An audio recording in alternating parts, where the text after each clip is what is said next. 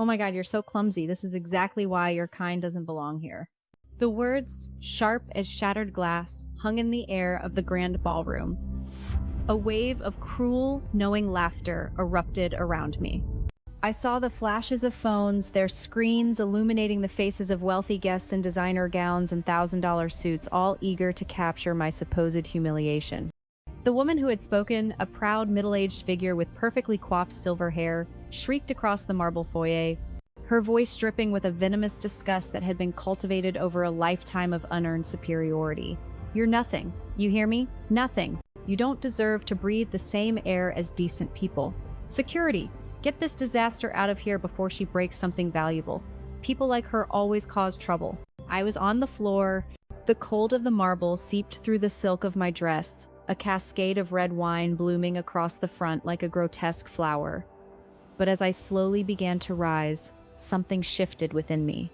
The shock receded, replaced by a glacial calm. Wine dripped from my dress onto the floor, each drop echoing in what was becoming an ominous silence.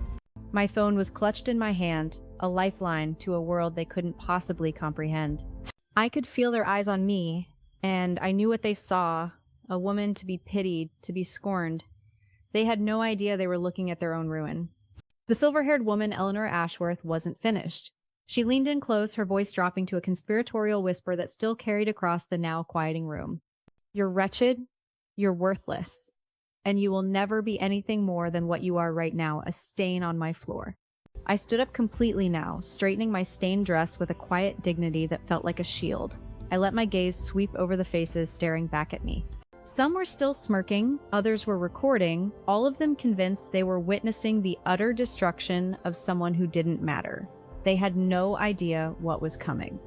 They were about to find out who I really was. I raised my phone to my ear, and in that moment, I could almost feel the universe holding its breath. Because what I was about to do would not only shock everyone in that room, it would utterly and completely destroy them. This was my breaking point. But to understand how devastating my response would be, you need to know who I am. And the Ashworth family was about to get the most expensive education of their lives. I am not just any woman who wandered into this gilded cage. At 45 years old, I am one of the most powerful and private CEOs in America. As the founder and sole owner of Apex Global Ventures, my net worth is conservatively estimated at over $57 billion. My journey here was paved with obstacles these people couldn't even imagine. I've sat in boardrooms where men twice my age have called me sweetheart while rejecting my proposals, only to present the same ideas as their own 6 months later. I've been told by venture capitalists that the market just isn't ready for a black woman to lead in the energy sector. I've built my empire not just with brilliance and hard work, but with a resilience forged in the fires of 1,000 slights just like this one. I built Apex Global from a single, audacious idea sketched on a napkin in a 2-bedroom apartment I shared with my grandmother into a sprawling empire spanning renewable energy, advanced logistics, and cutting-edge biotech. I own skyscrapers in every major city, hold controlling interests in Fortune 500 companies, and employ over 100,000 people worldwide. But I have never forgotten the scent of my grandmother's kitchen, or the feel of her calloused hands. Her mantra echoes in my mind even now. Dignity, baby girl, is the one thing they can't take from you unless you give it to them.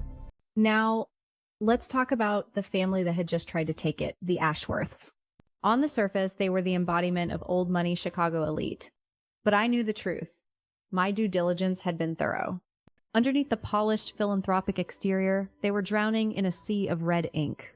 Harrison Ashworth, the 62-year-old patriarch, had inherited his father's legendary real estate empire and had spent the last 3 decades failing to live up to the family name. Poor decisions, arrogant investments, and a fundamental misunderstanding of the modern economy had slowly eaten away at their foundation.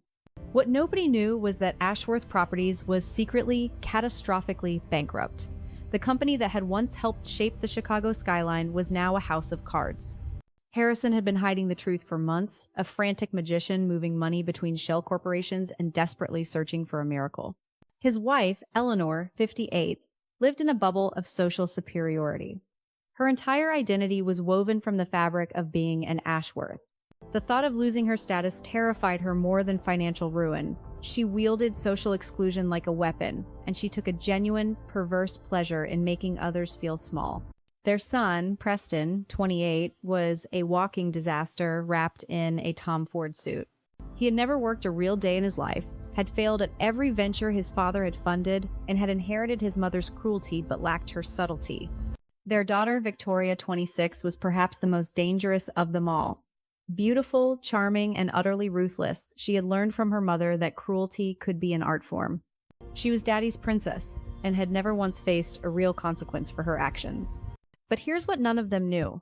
As they stood there laughing at me, I held their entire future in the palm of my hand. The charity gala they were hosting was the stage for the biggest announcement in Ashworth history, a $1.2 billion merger with my company, Apex Global Ventures. This deal was Harrison's miracle. It would save his company and secure his family's legacy. But I, the woman they had just called worthless, wretched, and nothing, I am Serafina Jones, the CEO, founder, and sole decision-maker of Apex Global Ventures. The very woman who was supposed to sign the papers that would save their empire was now standing on their floor, covered in wine, having been racially humiliated by the very family whose future depended entirely on my signature. The most exquisite irony? Harrison had no idea what I looked like. All our negotiations had been handled through layers of lawyers and intermediaries. I value my privacy. In his mind, he probably pictured some old white businessman in a suit. The Ashworths had just committed the most expensive mistake in corporate history, and they didn't even know it yet. My nightmare didn't begin when I hit that marble floor. It began hours earlier, the moment I stepped out of my custom, armored Maybach and approached the very building I secretly owned. It was 6 p.m. on a crisp October evening. I had arrived at the Lakeshore Drive penthouse, feeling a rare sense of anticipation. I wore an elegant but understated evening gown of white silk, a custom piece from a designer whose waiting list was 2 years long. My hair was styled in intricate braids, and my jewelry was a set of simple, flawless diamonds. This was supposed to be my night, the night I would finally meet the Ashworths face to face. But the moment I stepped toward the grand, canopied entrance, a valet rushed over, not to open my door, but to redirect me. "Ma'am, service entrance is around back," he said, a dismissive thumb pointing toward the rear of the building. A cold knot formed in my stomach. "I'm sorry, I'm here for the Ashworth Gala." The valet finally looked at me, his brain short-circuiting as he tried to reconcile my appearance with his prejudice. He reluctantly pointed me toward the main entrance, but his expression said everything. He was certain I was lost. At the main entrance, a security guard named Miller stood behind a velvet rope. I watched for a few minutes, a masterclass in unconscious bias playing out before me. Guest after guest, all of them white, were waved through with warm smiles. When my turn came, the atmosphere changed.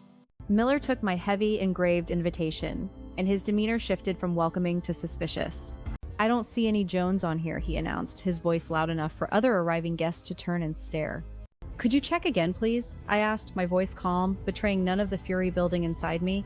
He made an elaborate show of running his finger slowly down the list. "Nope, no S. Jones anywhere." "But I have the invitation right here," I pointed out.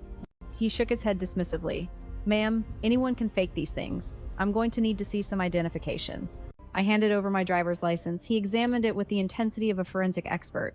"This doesn't look real to me," he announced loudly. "The picture doesn't even look like you." The picture looked exactly like me. But he wasn't looking for verification. He was looking for an excuse. "We're going to need to verify this with management," Miller declared. "Stepping away with both my ID and my invitation. You'll have to wait out here." And so began the longest 2 hours of my adult life. I stood outside in the cold, a silent statue of indignation, watching as hundreds of guests entered without issue. I saw businessmen I recognized from the cover of Forbes, celebrities I'd met at other events, and socialites whose foundations I had personally funded. None of them were asked for ID. None were told to wait. Every 20 minutes, Miller would reappear with a non-update. "Still checking, ma'am." But through the glass doors, I could see him chatting with other staff, laughing, making no calls. He was deliberately stalling, hoping I would give up. "Dignity, baby girl," my grandmother's voice echoed in my head, so I waited. By the time he finally returned with my documents and a grudging admission that I could enter, 2 full hours had passed. I had missed the cocktail hour, the networking, the dinner service. My excitement had curdled into a cold dread. The moment I stepped into the marble foyer of the penthouse, my penthouse Eleanor Ashworth spotted me. Oh my God, how did the cleaning lady get past security? The words cut through the party chatter like a knife. Heads turned. Harrison Ashworth boomed. This is a private event, not a job fair. Security. Preston raised his champagne glass. Did someone order maid service? I think our bathrooms could use some attention. His friends roared with laughter. Victoria giggled. She's probably looking for the broom closet. The crowd, a pack of hyenas, began to circle. I tried to speak, to explain. Actually, I'm here for... But Eleanor cut me off, her smile pure venom. Sweetheart, you're nothing. Do you understand me? This isn't your world, and it never will be. Her voice grew louder. You're wretched and pathetic, and you don't deserve to breathe the same air as us. When I tried to approach the bar for a glass of water, the bartender looked at Eleanor, who shook her head violently. No drinks for the help. She doesn't deserve even water from our glasses. For over an hour, I endured it. I stood in a corner, the object of their cruel sport. Finally, I pulled out my phone to check the merger documents. That's when Victoria made her move. She approached me with a full glass of red wine, her face a mask of fake sympathy. I feel so bad for you, she cooed. You look so thirsty. Here, let me get you something. Hope, fragile and foolish, flickered within me. I reached for the glass. As I did, she deliberately stuck out her leg. I tripped, crashing hard onto the marble floor. In the same instant, she accidentally dumped the entire glass of red wine over my white gown. Victoria gasped, a perfect performance of shock. Oh my God, you're so clumsy. I was just trying to help. Eleanor rushed over. This is exactly what happens when people forget their place. Look what you've done to our floors. Preston was already recording, laughing. This is definitely going viral. Someone call housekeeping. Oh wait, she is housekeeping. The room erupted in the cruelest laughter I had ever heard. And that's when we reached the moment where this story began. They thought this was the end. They had no idea it was just the beginning. What happened next was the moment that would haunt the Ashworth family for the rest of their lives. I began to rise from that marble floor slowly, deliberately, like a queen reclaiming her throne. Red wine dripped from my stained gown, each drop echoing in the sudden silence that was beginning to fall. My phone began to ring. I looked at the caller ID and answered, my voice an eerie calm. Apex Global, Serafina Jones speaking. The voice on the other end was crisp and professional. Miss Jones, this is James from Legal.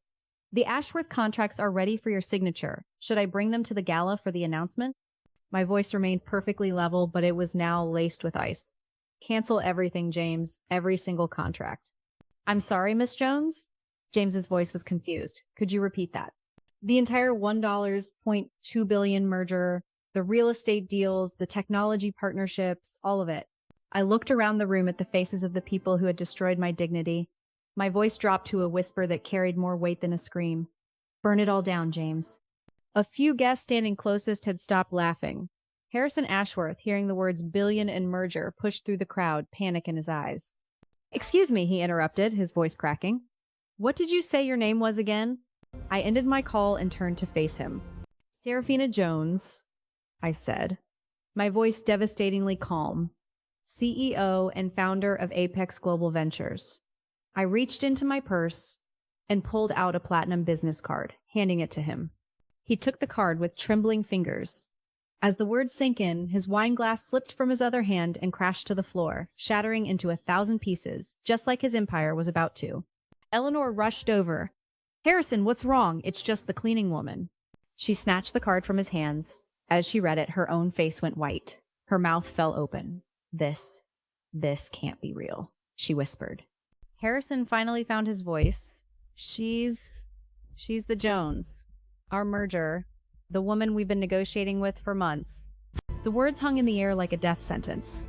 Yes, I said, my voice carrying across the now silent room. The merger that was going to save your bankrupt company. The merger that was going to keep you from losing everything your family has built over the past century. I paused. That Jones. The silence was deafening. Every single person in that penthouse suddenly understood. They had just humiliated, degraded, and racially abused the one woman who held their entire future in her hands. And I had just decided to destroy them all. What followed was the complete and utter collapse of the Ashworth Empire, executed in real time. This is impossible! Eleanor shrieked, clinging to her delusion. You're nobody! This is a sick joke! I pulled out my phone again. Patricia, it's Serafina. Execute the Ashworth cancellations. All of them, right now. The voice on the other end was efficient. Understood, Miss Jones. Should I also cancel the real estate leases, the technology partnerships, and the charity sponsorships? Everything, I replied, my eyes locked on the Ashworths. I want every contract, every deal, every partnership completely severed. Make sure there's nothing left connecting Apex Global to the Ashworth name. I ended the call and addressed the horrified room. Since you've all been so curious about who I am, let me introduce myself properly. I'm worth $57 billion. A collective gasp went through the room. I own this building, I continued. I own half the buildings where you work. I own the companies that employ your husbands, the banks that hold your mortgages, and the investment funds that manage your retirement accounts. Some of you work for me and don't even know it. And all of you just participated in racially humiliating your own economic future. Please, Miss Jones, Harrison whispered, broken. We didn't know who you were. I cut him off with a look. You knew I was human, Harrison. That should have been enough. Within minutes, my legal team began to arrive. A squadron of lawyers in expensive suits. They spread out, serving notices, reading from prepared statements. By order of Apex Global Ventures, the lead attorney announced, her voice booming, the following contracts are hereby canceled. The Ashworth Properties merger, valued at $1.2 billion. Additionally, Apex Global is calling in all outstanding loans to Ashworth Properties, demanding immediate payment in full. All lines of credit are hereby frozen. The panic started. Guests began to flee, trying to escape the blast radius. Preston, still drunk and spectacularly stupid, stumbled forward. This is reverse racism, he shouted. We're going to sue you. I looked at him with something akin to pity. This isn't racism, Preston. This is consequences. Learn the difference. I made one final call. James, I want that entire $1.2 billion redirected to our Minority Business Innovators Fund. Every penny. And issue a press release explaining exactly why. Harrison fell to his knees. Please, Miss Jones, he pleaded. My children, my wife, they'll have nothing. I looked down at the man who had ordered me removed like trash. They'll have exactly what they gave me tonight, Harrison. Nothing. I walked toward the door, pausing at the threshold to deliver my final words. Some people price themselves out of prosperity, I said, my voice quiet but clear. Consider this your receipt. The aftermath was swift, brutal, and very public. Within 24 hours, the story had exploded across every news platform in the world. Billionaire CEO cancels $1.2 billion deal after racial humiliation at elite party. The most expensive act of racism in business history. How one family's cruelty cost them everything. The videos from the party, which the guests had originally posted to mock me, became evidence of their own destruction. The hashtag number Ashworth Racism trended globally for weeks. 1 year later, the transformation was complete and devastating. The Ashworth estate auction made international headlines. Historic Chicago penthouse sold to pay racist families' debts. The Fifth Avenue penthouse that had hosted their final party was sold for $80 million, ironically, to a consortium of minority-owned real estate companies that I had personally recommended to the auction house. The family's art collection was dispersed. Margaret's jewelry, which she had worn like armor, was auctioned off to fund a scholarship program for underprivileged students. Harrison Ashworth, once the head of a multi-billion-dollar empire, was forced to declare personal bankruptcy. At 63, he took a job as a middle manager at a small real estate firm in Queens, commuting by subway for the first time in his life. Margaret, who had once ruled Chicago's social scene, found herself completely ostracized. She was forced to move to a small apartment in New Jersey, where she worked part-time at a department store. Victoria, at 27, was a receptionist, learning what it felt like to depend on someone else for a paycheck. Preston faced the harshest consequences. His reverse racism rant had been recorded and shared millions of times. No company would hire him. At 29, he was living in a studio apartment in Newark, working at a fast casual restaurant. The family that had once owned half of Chicago was now scattered, broke, and powerless. They had traded their entire empire for a few moments of feeling superior. The $1.2 billion, now known as the Dignity Fund, became a legend in the business world. It helped launch hundreds of minority-owned businesses, creating thousands of jobs and generating billions in new revenue. One of its first recipients was a brilliant young Black woman with a revolutionary idea for sustainable packaging, an entrepreneur who had been turned down by every major venture capital firm. A year later, her company was valued at $500 million. That I thought was the best kind of return on investment. I never spoke of the Ashworths again. I didn't need to. The world had learned the lesson for me. Cruelty is the world's most expensive luxury, and respect isn't a privilege, it's a prerequisite. Those who fail to understand that difference do so at their own peril.